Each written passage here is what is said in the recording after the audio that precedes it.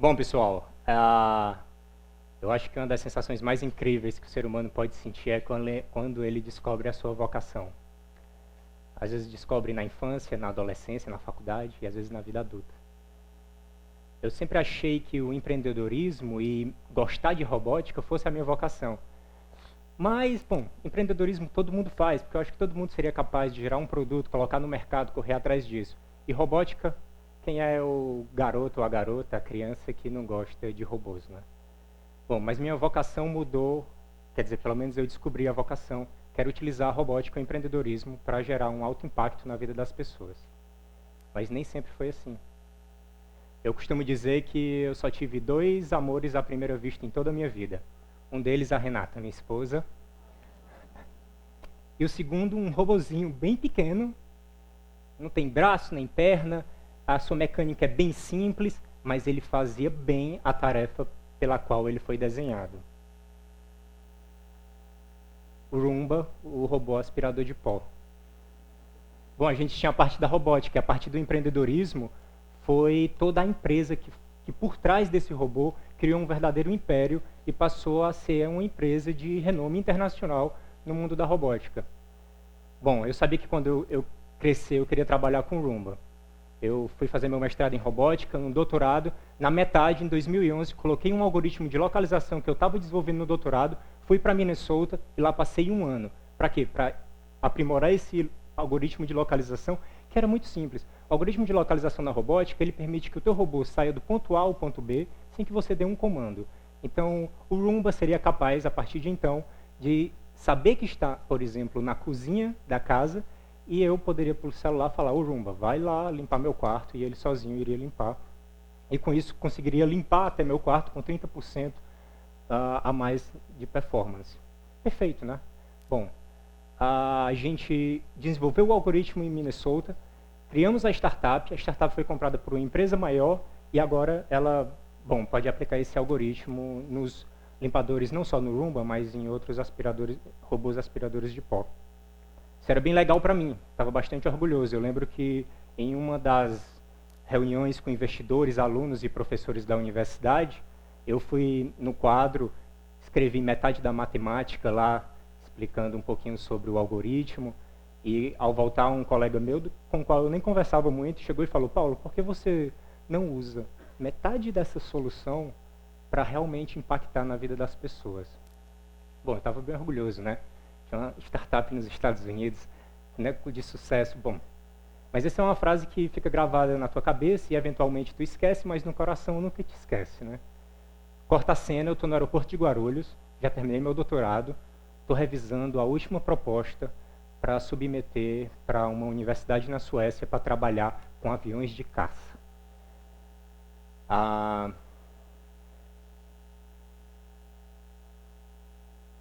Você imagina, é quase o sonho de todo pesquisador terminar o doutorado e ir trabalhar numa grande empresa e que vai desenvolver uma grande tecnologia, né?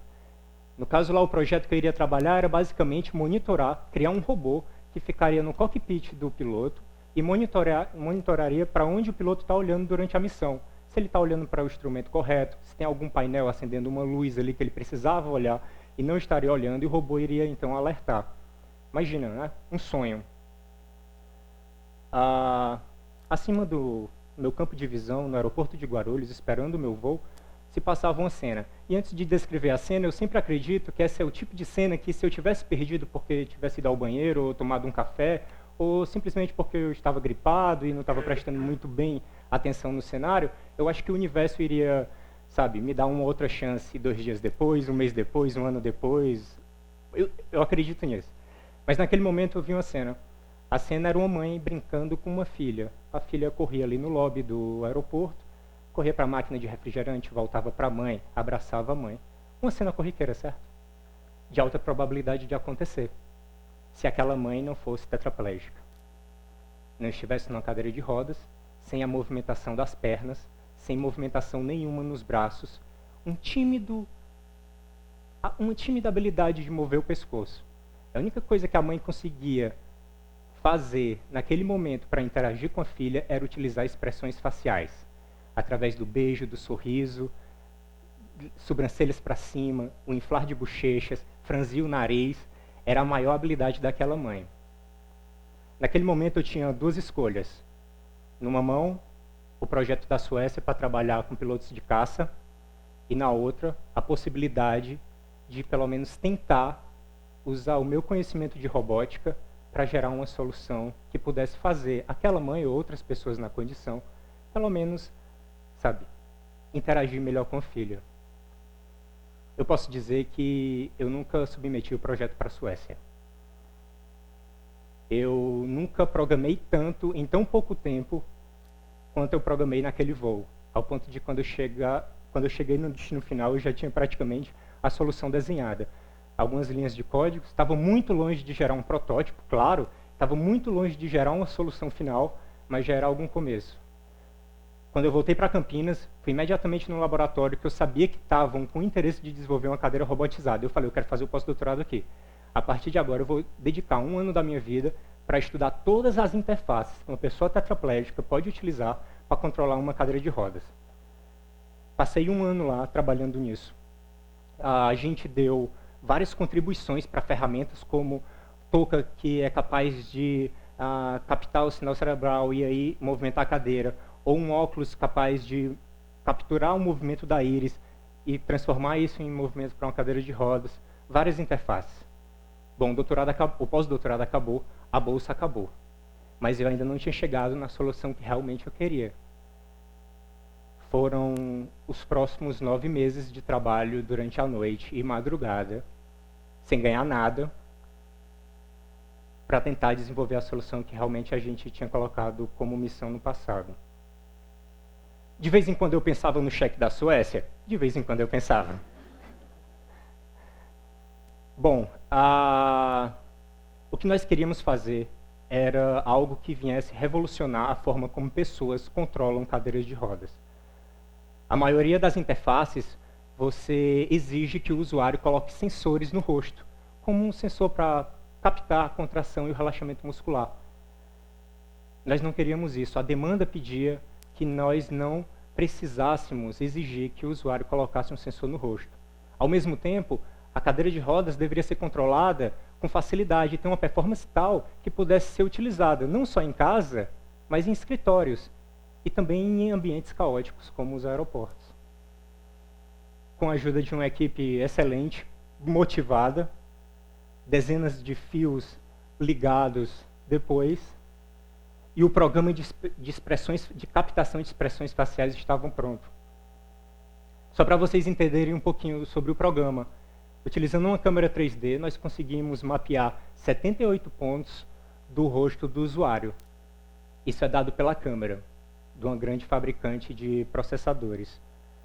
O que nós fazemos por trás é manipular esses pontos, o que nós chamamos de pequenas criaturas. Então, o meu sorriso é diferente do seu, é diferente do de vocês. Mas a matemática por trás do sorriso é a mesma. Então, quando eu dou um sorriso, os pontos em volta dos meus lábios criam uma situação em que o meu algoritmo é capaz de, em tempo real, dizer a pessoa está sorrindo. Isso vale para o movimento do beijo, do sorriso, meio sorriso, sobrancelhas ao alto, franzir de nariz, bochechas infláveis e língua para fora. Com isso, o usuário pode pegar, por exemplo, o movimento do beijo e fazer a cadeira andar para frente. O movimento do sorriso faz a cadeira parar. E ele pode escolher, dentre todas essas expressões, expressão para girar à direita, à esquerda e ir para trás.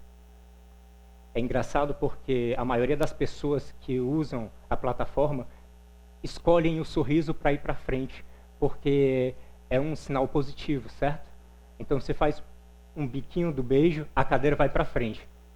E a maioria prefere escolher o sorriso completo para parar a cadeira, porque em situação de emergência, você dá um sorriso, a cadeira para. Mas o melhor de tudo é quando a pessoa senta pela primeira vez na cadeira e a gente explica, vamos dar um beijo e a cadeira vai para frente, certo? Vai lá, faz o movimento do beijo. E a pessoa faz o movimento do beijo. Mas a emoção é tão grande que a pessoa sorri e a cadeira para. É um efeito colateral do sistema. mas é um bug que a gente espera não resolver. Porque depois a pessoa dá um outro beijo, a cadeira se movimenta, a pessoa sorri, a cadeira para. Mais uma vez, mais duas, mais três, mais 5 vezes, a pessoa se contém. Esse é o algoritmo de extração de expressões faciais em tempo real para controlar uma cadeira de rodas. E aí, bum, a gente tinha a cadeira em mãos.